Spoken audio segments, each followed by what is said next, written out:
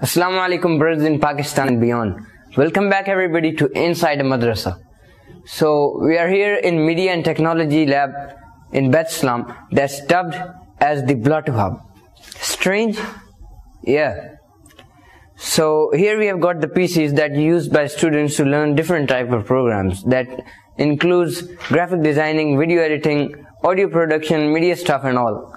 And here are the gimbals, cameras, drones, of course only with a camera, and the VR kits.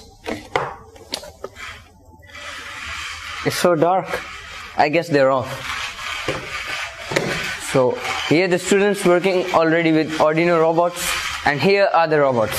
The first of all, the Lego Mindstorms, the Arduino based kits, and a Robo Sumo. Let's check this one out. Oh, that's a Savage Bot, that one. So here are the renewable kits and the other electronics. So that's all for today. No, wait.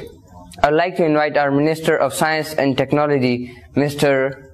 Oh, forget about it. See ya.